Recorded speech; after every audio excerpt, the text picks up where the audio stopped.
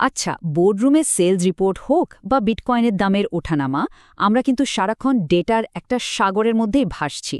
কিন্তু এই হাজার হাজার সংখ্যা যখন চার্টের চেহারা নেয়, তখন আমরা কি তাদের আসল গল্পটা ধরতে পারি? চলুন আজ এই ছবিগুলোর ভাষায় শিখে নেওয়া যাক। দেখি কিভাবে সাধারণ কয়েকটা লাইন আর বার হাজারটা না বলা কথা ভুলে দেয়। এই কথাটা তো প্রায়ই শোনা যায়, তাই না? কিন্তু ডেটার দুনিয়ায় এটা যে কতটা সত্যি তা বলে বোঝানো যাবে না। ভাবুন তো, হাজার হাজার সংখ্যার একটা স্প্রেডশিট দেখলে কেমন মাথা ঘুরে যায়, অথচ একটা ভালো চার্ট সেটা এক ঝলকে পুরো পরিস্থিতিটা চোখের সামনে একদম পরিষ্কার করে দেয়। জটিলতা থেকে সোজা আসল কথায় পৌঁছানোর এর চেয়ে সহজ রাস্তা আর হয় না। কিন্তু আসল প্রশ্নটা হলো, এই যে ছবিগুলো আমরা দেখছি, এরা ঠিক কোন গল্পটা আমাদের শোনাতে চাইছে? এগুলো কি ভবিষ্যতের কোনো পূর্বাভাস, নাকি শুধু অতীতের একটা হিসেব নিকেশ? চলুন এই গ্রাফ আর চার্টের ভেতরের আসল মানেটা খুঁজে বের করার চেষ্টা করি।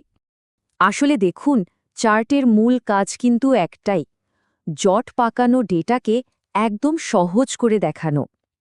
এক গাধা সংখ্যা হয়তো আমাদের গুলিয়ে দিতে পারে, কিন্তু একটা সঠিক চার্ট এক মুহূর্তেই মূল পয়েন্টটা ধরিয়ে দেয়।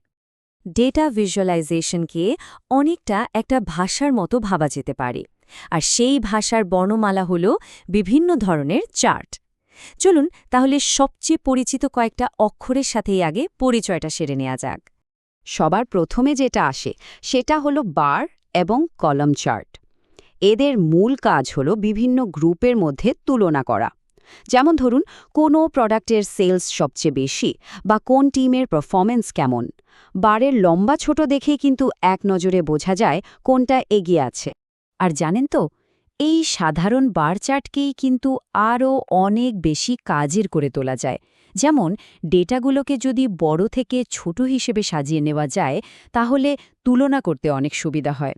আর হ্যাঁ, যখন সময়ের সাথে কোনো পরিবর্তন দেখানোর দরকার পড়ে, তখন পাশাপাশি বারের চেয়ে ওপর নিচ কলম চার্টে কিন্তু বেশি কার্যকর। এরপর আসে লাইন চার্ট। সময়ের সাথে ডেটার ধারাবাহিক পরিবর্তন দেখানোর জন্য এর জুড়ি মেলাভার। এর আসল জাদুটা হলো, এটা আমাদের সামগ্রিক ট্রেন্ডটা বুঝতে সাহায্য করে। মানে গ্রাফটা কি ওপরের দিকে যাচ্ছে নাকি নিচের দিকে, অথবা কোথাও কি হঠাৎ করে কোনো বড়সড় পরিবর্তন হয়েছে। এখানে কিন্তু মূল পার্থক্যটা পরিষ্কার হয়ে যায়। দেখুন, বাম দিকের কলাম চার্টটা হলো একটা স্ন্যাপশট, মানে প্রত্যেকটা আলাদা বারের ওপর ফোকাস করছে, যেমন ধরুন প্রতি মাসের বিক্রির পরিমাণ। আর ডান দিকের লাইন চার্ট, ওটা হলো পুরো সিনেমাটা, মানে পুরো যাত্রাপথটা দেখাচ্ছে, সামগ্রিক ট্রেন্ডটা কেমন। তাই কোন গল্পটা বলা হবে তার ওপর নির্ভর করে কিন্তু সঠিক চার্টটা বেছে নিতে হয়। এতক্ষণ তো আমরা সাধারণ চার্টের কথা বললাম, এবার চলুন একটু ভেতরের জগতে ঢোকা যাক, ট্রেডিংয়ের দুনিয়ায়। এখানে চার্ট শুধু ডেটা দেখায় না, এটা একটা বিশেষ ভাষা, যা দিয়ে বাজারের মনোভাব আর সম্ভাব্য গতিবিধি বোঝার চেষ্টা করা হয়। ট্রেডাররা প্রায়ই একটা কনসেপ্ট ব্যবহার করেন, যাকে বলা হয় টেকনিক্যাল অ্যানালিসিস। এর ফিলসফিটা খুব ইন্টারেস্টিং। মূল কথাটা হলো, বাজারের সব খবর, ভালো হোক বা মন্দ, তা নাকি ইতিমধ্যেই দামের মধ্যে ধরা থাকে। তাই তারা শুধু প্রাইস চার্ট আর ভলিউম, মানে কতটা কেনাবেচা হচ্ছে, সেটার উপর ভিত্তি করেই সিদ্ধান্ত নেওয়ার চেষ্টা করেন। আর এই অ্যানালাইসিসের সবচেয়ে গুরুত্বপূর্ণ টুল হল ক্যান্ডেলস্টিক চার্ট।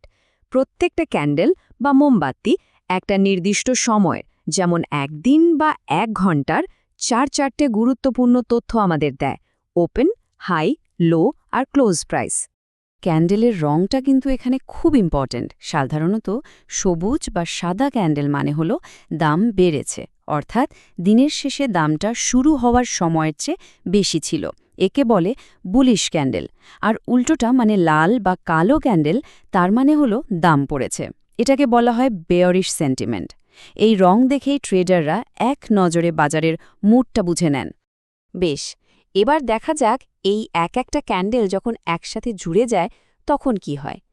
তখন তৈরি হয় কিছু নির্দিষ্ট প্যাটার্ন, অনেকটা ছোট ছোট গল্পের মতো, যা ট্রেডারদের বাজারের সম্ভাব্য গতিপথ সম্পর্কে একটা ধারণা দেয়। প্রথমেই যে প্যাটার্নটার কথা বলবো, সেটার নামটা বেশ মজার: হেড অ্যান্ড শোল্ডার্স। চার্টের দিকে তাকালেই বোঝা যায় নামটা কেন এমন।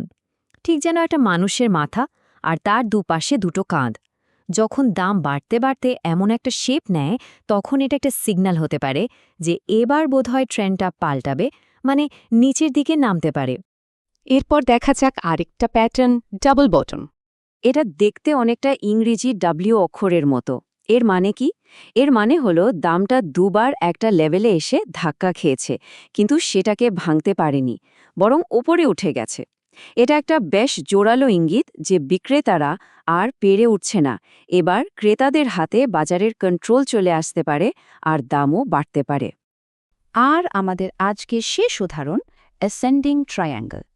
এই প্যাটার্নটা খুব ইন্টারেস্টিং। এখানে দামটা বারবার একটা নির্দিষ্ট লেভেলে গিয়ে আটকে যাচ্ছে, কিন্তু প্রতিবার নিচের সাপোর্ট লেভেলটা ওপরে উঠে আসছে। ফলে একটা ত্রিভুজের মতো তৈরি হয়। ব্যাপারটা অনেকটা স্প্রিংয়ের মতো। চাপ বাড়তে থাকে আর ট্রেডাররা অপেক্ষা করে যে কোনো একদিকে এটা ব্রেক করবে।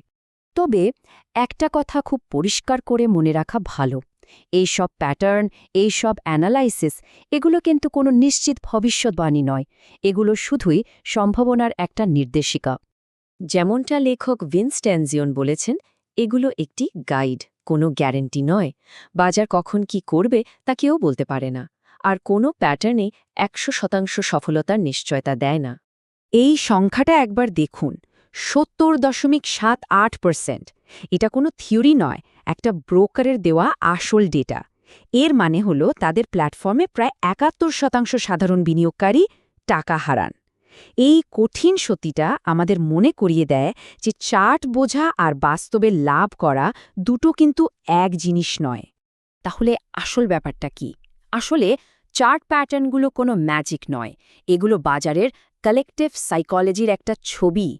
হাজার হাজার ট্রেডারের আশা, ভয়, লোভ, সবকিছুর একটা ভিজুয়াল গল্প। তাহলে শেষ প্রশ্নটা কি দাঁড়ালো? এই চার্টগুলো কি তাহলে ভবিষ্যতের ক্রিস্টাল বল, নাকি শুধু একটা বেটার রোড ম্যাপ যা আমাদের অজানা পথে একটু ভেবেচিন্তে পা ফেলতে সাহায্য করে? এটা হয়তো নিশ্চিতভাবে বলতে পারবে না যে আমরা ঠিক কোথায় পৌঁছাব, কিন্তু এটা অবশ্যই আমাদের যাত্রাপথ সম্পর্কে আরও ভালো সিদ্ধান্ত নিতে সাহায্য করতে পারে।